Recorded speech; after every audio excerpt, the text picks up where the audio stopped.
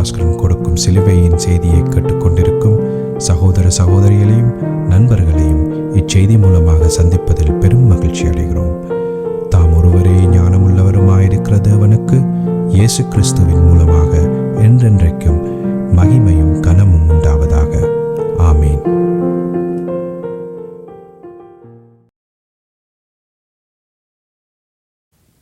நான் பால் பாலபாஸ்கரன். நான் ஒரு இவாஞ்சலிஸ்ட்.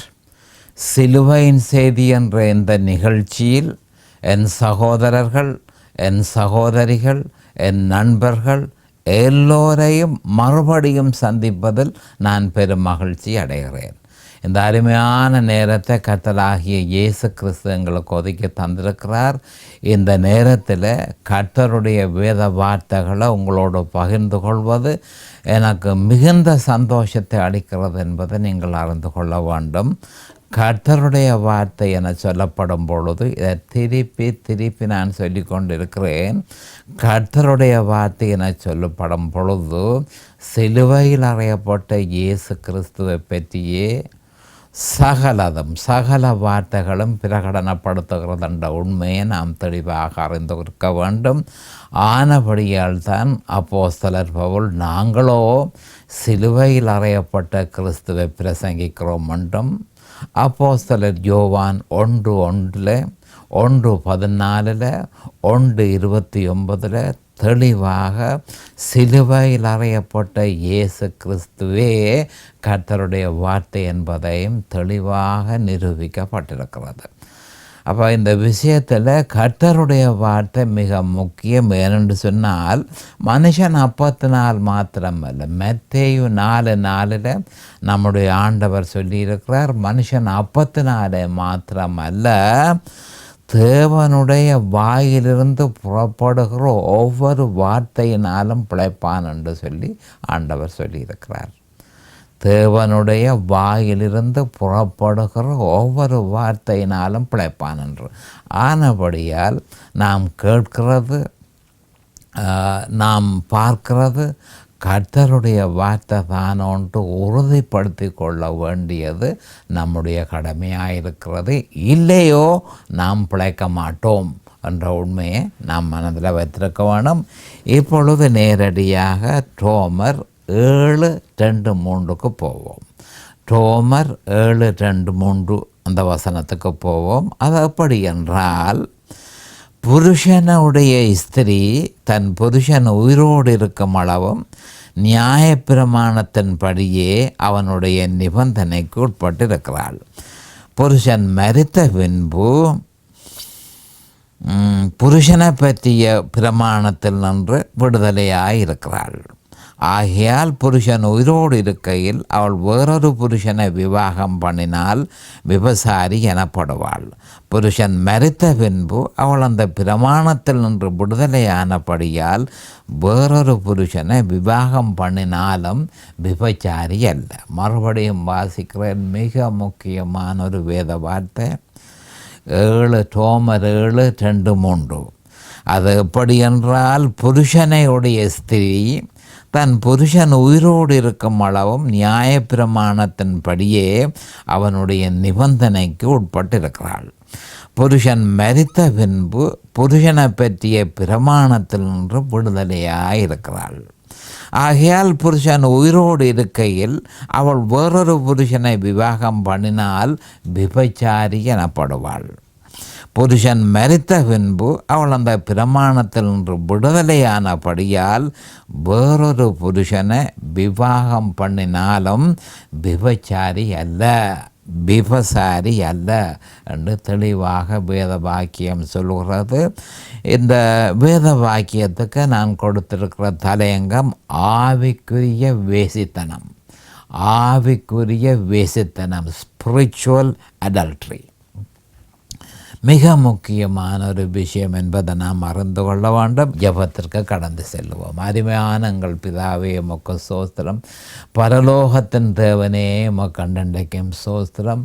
உம்முடைய குமாரன் இயேசு கிறிஸ்துவ பலியாக சிலுவையில் ஒப்பு கொடுத்து அவருடைய வெளியேறப்பெற்ற இரத்தத்தினால் நீர் எங்கள் எல்லோரையும் மீட்டு கொண்ட கிருபைக்காக உமக்கு அண்டண்டைக்கும் ஸ்தோத்திரம். அவருடைய குற்றமற்ற இரத்தத்திற்காக சோஸ்திரம், மாசற்ற இரத்தத்திற்காக சோஸ்திரம், விலையேறப்பெற்ற இரத்தத்திற்காக சோஸ்திரம், நன்மையானவைகளை பேசும் அந்த இரத்தத்திற்காக மக்கள் அண்டைக்கும் சோஸ்திரம். காலதோறும் உம்முடைய கிருபைகள் புதியவைகளாயிருப்பதற்காக சோஸ்திரம். கிருபையினாலும் இரக்கங்களினாலும் தேவரீர் நீர் எங்களை முடிசூட்டினீர், அதற்காக அண்டண்டைக்கும் சோஸ்திரம். காலதோறும் உம்முடைய உண்மைகள் புதியவைகளாயிருப்பதற்காக அண்டண்டைக்கும் சோஸ்திரம். நாங்கள் நிர்மூலமாகாமல் இருப்பது உம் கிருபையே, அதற்காக அண்டண்டைக்கும் சோஸ்திரம்.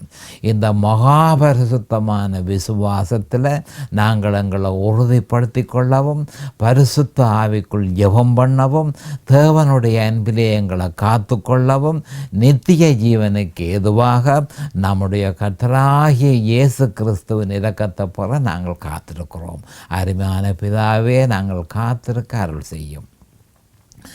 இது அதே நேரம் அருமையான தேவரீர், என் சகோதர சகோதரிகள் இந்த வேத வாக்கியத்தை கேட்டுக்கொண்டிருக்கிற, இந்த பிரசங்கத்தை கேட்டுக்கொண்டிருக்கிற என் சகோதர சகோதரிகள் எல்லோரையும் தேவரீர் ஆசீர்வதிக்க வேணும் என்றும், அவரை நேரம் அவர்களை அபிஷேகித்து உம்முடைய வேத வார்த்தைகளை அறிந்து கொள்ளக்கூடிய பாக்கியத்தை அவர்களுக்கு கொடுத்தருள வேணுமென்றும், அதே நேரம் அடியேனையும் அபிஷேகித்து அவர்களுக்கு நிதானமான முறையில் போதிக்க உம்முடைய பரிசுத்த ஆவியானவர் அவரே முன்னின்று போதனை செய்ய வேணும் என்று இயேசு கிறிஸ்துவின் நாமத்தினால் கேட்டுக்கொள்கிறேன் பிதாவே.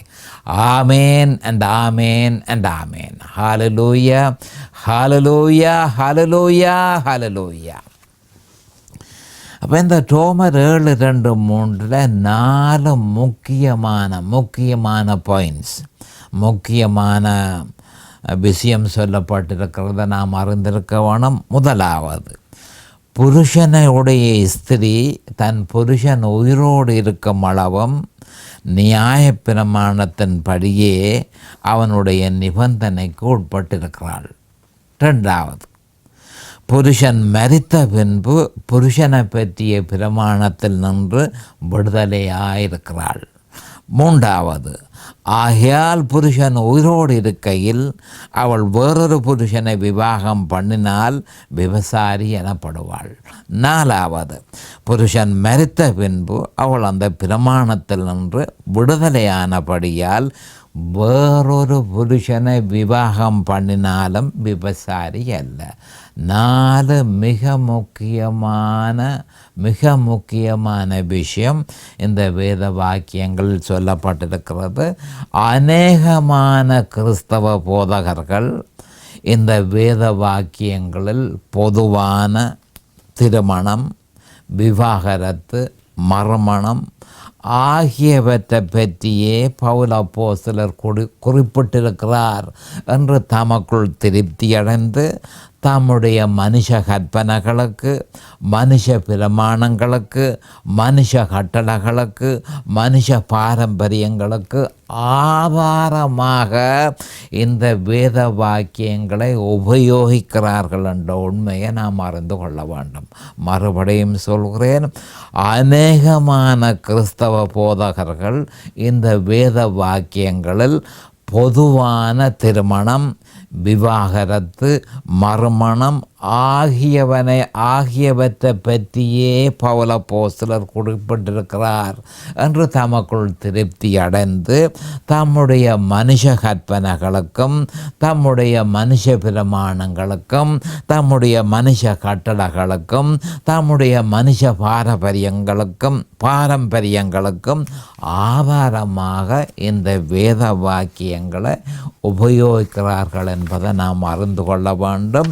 இது பற்றி மத்தேயு 15:9 நம்முடைய ஆண்டவராகிய இயேசு கிறிஸ்து இது பற்றி பிரஸ்தாபிக்கையில் போதகர்கள் மனுஷ கற்பனைகளுக்கும், மனுஷ பிரமாணங்களுக்கும், மனுஷ கட்டளைகளுக்கும், மனுஷ பாரம்பரியங்களுக்கும் வேத வாக்கியங்களை பாவிக்கிறது பற்றி நம்முடைய ஆண்டவராகிய இயேசு கிறிஸ்து இது பற்றி பிரஸ்தாபிக்கையில் கவனமாக கேட்டுக்கொள்ளுங்கள். மத்தேயு 15:9 என்ன சொல்லியிருக்கிறார் என்றதை பார்ப்போம். மனுஷருடைய கற்பனைகளை உபதேசங்களாக போதித்து வீணா எனக்கு ஆராதனை செய்கிறார்கள் என்று ஏசையா தீர்க்கதரிசி நன்றாய் சொல்லியிருக்கிறான் என்று கூறியிருக்கிறார். அப்போ என்ன நடக்குதுன்னு சொல்லியிருக்க, வேத வாக்கியங்களில் இருக்கிற ஆவிக்குரிய கருத்தையே நாம் அறிந்து கொள்ள வேண்டும். அப்போ ஆவிக்குரிய கருத்துக்கள் வெளிப்படுத்தப்பட வேணுமே தவிர மனுஷனுடைய சொந்த அறிவினால் மனுஷனுடைய படிப்பினால் அதனை பெற்றுக்கொள்ள முடியாதுன்ற உண்மையை போதகர்கள் அறிந்திருக்க வேணும். எல்லா போதகர்களும் அல்ல, அநேகமான போதகர்கள் மேலெழுந்த வாரியாக தம்முடைய படிப்பு தம்முடைய ஞானத்தை உபயோகித்து இந்த வேத வாக்கியங்களென்ற தாற்பயத்தை தவறுதலாக அதை மனுஷ கட்டளைகளாக பாவித்து, அதாவது வேத வாக்கியத்தை அவமாக்குகிறார்கள் என்று சொல்லி நம்முடைய ஆண்டவராகிய இயேசு கிறிஸ்து இந்த பூமியில் இருந்த காலத்தில் அப்படி நடந்தது என்று சொல்லி ஆண்டவர் மத்தேயு 15:9 இதை குறிப்பிட்டிருக்கிறார். அப்போ வேத வாக்கியங்களுக்கு பின்னால் ஆவிக்குரிய கருத்துத்தான் பொதிந்திருக்கிறது என்ற உண்மையை நாம் அறிந்திருக்க வேண்டும். அந்த ஆவிக்குரிய கருத்து வெளிப்படுத்தப்பட வேணும், பரிசுத்த ஆவியானவரினால் வெளிப்படுத்தப்பட வேண்டும்.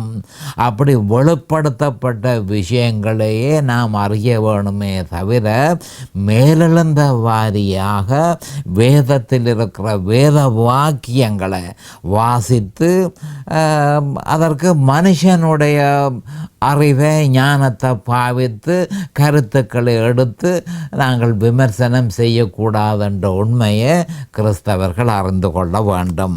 இதனால் தான் ஆண்டவர் தெளிவாக சொல்லியிருக்கிறார், மனுஷருடைய கற்பனைகளை உபதேசங்களாக போதித்து வீணா எனக்கு ஆராதனை செய்கிறார்கள் என்று ஏசையா தீர்க்கதரிசி நன்றாய் சொல்லியிருக்கிறான் என கூறியிருக்கிறார்.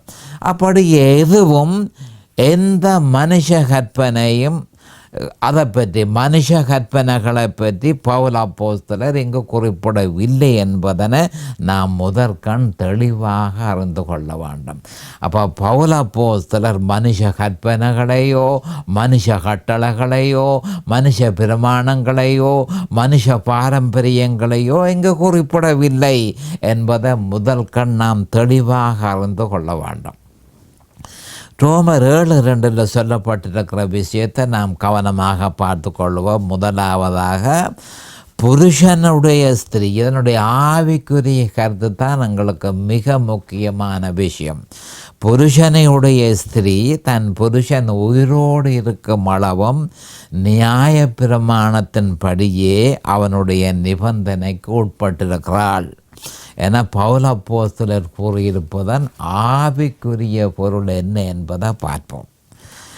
மனுஷர்களுடைய திருமணத்தையும் மனுஷர்களுடைய விவாகரத்தையும் அவர்கள் மறுமணம் செய்வதையும் ஆதாரமாக எடுத்து அதனோடு ஆவிக்குரிய திருமணத்தையும் ஆவிக்குரிய விவாகரத்தையும் ஆவிக்குரிய மறுமணத்தையும் ஒப்பிட்டு அதன் மூலமாக மிக முக்கியமான ஒரு ஆவிக்குரிய உண்மையை பரிசுத்த ஆவியானவர் பவுல் அப்போஸ்தலர் மூலம் நமக்கு தந்திருக்கிறார் என்பதை நாம் அறிந்து கொள்ள வேண்டும். மறுபடியும் சொல்ல விரும்புகிறேன், இந்த ரோமர் 7:2 சொல்லப்பட்டிருக்கிறத முதல் பார்த்து கொள்ளுவோம். புருஷனுடைய ஸ்திரீ தன் புருஷன் உயிரோடு இருக்கும் அளவு நியாயப்பிரமாணத்தின் படியே அவனுடைய நிபந்தனைக்கு உட்பட்டிருக்கிறாள் என்று சொல்லப்பட்டிருக்கிறது. இதனுடைய ஆவிக்குரிய கருத்தை நாம் பார்த்து கொள்ளுவோம். அப்போ முதலாவதாக மனுஷர்களுடைய திருமணத்தையும் மனுஷர்களுடைய விவாகரத்தையும் மனுஷர்களுடைய மறுமணத்தையும் ஆதாரமாக எடுத்து ஆவிக்குரிய திருமணத்தையும் ஆவிக்குரிய விவாகரத்தையும் ஆவிக்குரிய மறுமணத்தையும் ஒப்பிட்டு அதன் மூலமாக மிக முக்கியமான ஒரு ஆவிக்குரிய உண்மையை பரிசுத்த ஆவியானவர் பவுல் அப்போஸ்தலர் மூலம் நமக்கு தந்திருக்கிறார் என்பதை நாம் தெளிவாக அறிந்து கொள்ள வேண்டும். அப்போ இந்த ஒப்புவமை கிறிஸ்தவர்களாகிய நமக்கு பரிசுத்த ஆவியானவரின் ஏவுதலின்படியே பவுல் அப்போஸ்தலர் தந்திருக்கிறாரே தவிர பவுல் அப்போஸ்தலருடைய சொந்த கற்பனையோ அல்லது அவருடைய ஒப்புவமையோ இங்கு தரப்படவில்லை என்பதை முதற்கண் நாம் தெளிவாக அறிந்து கொள்ள வேண்டும். சில விஷயங்களை நாம் தெளிவாக அறிந்த அந்த உண்மையின் அடிப்படையிலேயே வேத வாக்கியங்களை அறிந்து கொள்ள நாம் முயற்சிக்க வேண்டும். அப்போ இங்கே ஒரு ஒப்புவமை, என்ன மாதிரியான ஒப்புவமை? மனுஷர்களுடைய திருமணத்தை ஆவிக்குரிய திருமணத்தோடு ஒப்பிடப்படுகிறது. மனுஷர்களுடைய விவாகரத்தை ஆவிக்குரிய விவாகரத்தோடு ஒப்பிடப்படுகிறது. மனுஷர்களுடைய மறுமணத்தை ஆவிக்குரிய மறுமணத்தோடு ஒப்பிடப்படுகிறது. அப்போ இந்த ஒப்புவமை கிறிஸ்தவர்களாகிய நமக்கு பரிசுத்த ஆவியானவரின் ஏவுதலின்படியே பவுல் அப்போஸ்தலர் தந்திருக்கிறாரே தவிர தன்னுடைய, கவனமாக கேட்டுக்கொள்ளுங்கள், பவுல் அப்போஸ்தலருடைய சொந்த கற்பனையோ அல்லது அவருடைய ஒப்புவமையோ இங்கு தரப்படவில்லை என்பதை நாம் தெளிவாக அறிந்திருக்க வேண்டும். மிக முக்கியமான ஒரு விஷயம் என்னென்றால், இங்கு புருஷன், கவனமாக கேட்டுக்கொள்ளுங்கள், இங்கு புருஷன் என்ற சொல் நியாயப்பிரமாணத்தை பிரதிபலிக்கிறது. ஸ்திரீ என்ற சொல் விசுவாசியை பிரதிபலிக்கிறது. மறுபடியும் சொல்கிறேன், இதை உறுதியாக நம்முடைய இந்த வேத வாக்கியத்தை பூரணமாக அறிந்து கொள்வதற்கு இந்த 2 விஷயத்தையும் நாம் உறுதியாக நம்முடைய இருதயத்தில் பதித்திருக்க வேண்டும். புருஷன் என்ற சொல் நியாயப்பிரமாணத்தை பிரதிபலிக்கிறது. ஸ்திரீ என்ற சொல் விசுவாசியை பிரதிபலிக்கிறது என்பதை நாம் தெளிவாக அறிந்து கொள்ள வேண்டும். அப்போ நியாயப்பிரமாணம் என்ற சொற்பதத்தின் பொருள் தேவனுடைய நியாயப்பிரமாணத்தையும் மனுஷருடைய நியாயப்பிரமாணத்தையும் உள்ளடக்கிறது. கவனமாக கேட்டுக்கொள்ளுங்கள், மறுபடியும் சொல்லுகிறேன், புருஷன் என்ற சொல் நியாயப்பிரமாணத்தையும் ஸ்திரீ என்ற சொல் விசுவாசியையும் பிரதிபலிக்கிறது என்று நான் உங்களுக்கு சொன்னேன். அதே நேரம் நியாயப்பிரமாணம் என்ற சொல்லுக்குள் அடங்கியிருப்பது என்ன? தேவனுடைய நியாயப்பிரமாணமும் மனுஷருடைய பிரமாணமும் அதற்குள் அடங்கி இருக்கிறது என்பதை நாம் தெளிவாக அறிந்து கொள்ள வேண்டும். சில வேளைகளில் நியாயப்பிரமாணம் என்று சொன்ன உடனே தேவனுடைய நியாயப்பிரமாணத்தை எடுத்துக்கொள்ளுகிறது வழக்கம், தேவனுடைய 10 கட்டளைகளை எடுத்துக்கொள்கிறது வழக்கம். ஆனால் அதுவும் அதே நேரம் மனுஷருடைய பிரமாணங்கள், மனுஷருடைய கட்டளைகள், மனுஷருடைய கற்பனைகளும் அந்த நியாயப்பிரமாணம் என்ற சொல்லுக்குள் அடங்குகிறது என்பதை நாம் தெளிவாக அறிந்திருக்க வேண்டும். அது எப்படியெனில், புருஷன் என்ற நியாயப்பிரமாணம் உயிரோடு இருக்கும் அளவும் ஸ்திரீ என்ற விசுவாசி அவனுக்கு கட்டுப்பட்டு இருக்கிறாள் என்ற உண்மையை நாம் அறிந்து கொள்ள வேண்டும். இதைத்தான் ரோமர் 7:1 நான் திருப்பி உங்களுக்கு சொல்லியிருந்தேன். நியாயப்பிரமாணம் இருக்கும் காலம் வரையும் விசுவாசி தவிர்க்க முடியாமல் அதற்கு நியாயப்பிரமாணத்தை அவன் பின்பற்றினால் அதற்கு அவன் கட்டுப்பட்டிருக்கிறான் என்று சொல்லி நான் உங்களுக்கு முந்தி சொல்லியிருந்தேன். இப்போ நாம் அறிய வேண்டியது என்னென்றால், புருஷன் என்ற நியாயப்பிரமாணம் உயிரோடு இருக்கும் அளவும், புருஷன் என்ற நியாயப்பிரமாணம் உயிரோடு இருக்கும் அளவும் ஸ்திரீ என்ற விசுவாசி அவனுக்கு கட்டுப்பட்டிருக்கிறாள் என்ற உண்மையை நாம் தெளிவாக அறிந்து கொள்ள வேண்டும். தெளிவாக, மிக முக்கியமான ஒரு விஷயம் இது என்பதை நாம் அறிந்து கொள்ள வேண்டும். ரோமர் 7:1 போன கடந்த வசனத்தில் நாங்கள் பார்த்தோம், ஒரு மனுஷன் உயிரோடு இருக்கும் அளவும், இதைத்தான் ரோமர் 7:1 சொல்லப்பட்டது. ஒரு மனுஷன் உயிரோடு இருக்கும் அளவும் நியாயப்பிரமாணம் அவனை ஆளுகிறதென்று அறியாமல் இருக்கிறீர்களா? அநேகமான கிறிஸ்தவர்கள் அறியவில்லை.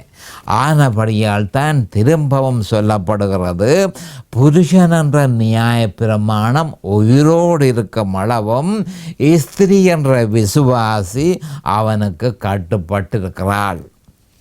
அதே போல இஸ்ரவேலியர்களும் தேவனுடைய நியாயப்பிரமாணத்தை முற்று முழுதுமாக ஏற்றுக்கொண்டார்கள். ஆனபடியால் அவர்கள் நியாயப்பிரமாணத்துக்கு கட்டுப்பட்டு இருந்தார்கள் என்பதை நாம் அறிந்து கொள்ள வேண்டும். மறுபடியும் சொல்கிறேன், புருஷன் என்ற நியாயப்பிரமாணம் ஸ்திரீ என்ற விசுவாசி, திருப்பி சொல்கிறேன், புருஷன் என்ற நியாயப்பிரமாணம் உயிரோடு இருக்கும் அளவும் ஸ்திரீ என்ற விசுவாசி அவனுக்கு கட்டுப்பட்டிருக்கிறாள் என்று சொன்னேன். அதே நேரம் இஸ்ரவேலியர்கள் முற்று முழுதுமாக நியாயப்பிரமாணத்தை, தேவனுடைய நியாயப்பிரமாணத்தை அவர்கள் ஏற்றுக்கொண்டார்கள். அப்போ ஏற்றுக்கொண்டபடியினால் அவர்கள் நியாயப்பிரமாணத்துக்கு கட்டுப்பட்டிருந்தார்கள் என்பதை நாம் அறிந்து கொள்ள வேண்டும்.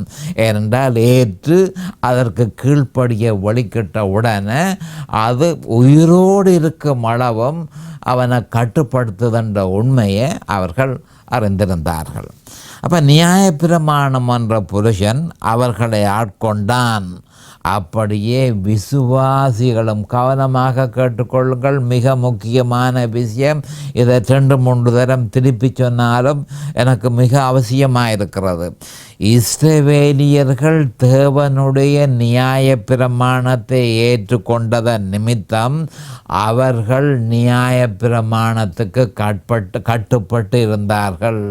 அப்போ நியாயப்பிரமாணம் என்ற புருஷன் அவர்களை ஆண்டு கொண்டானதை நாம் தெளிவாக அறிந்திருக்க வேணும்.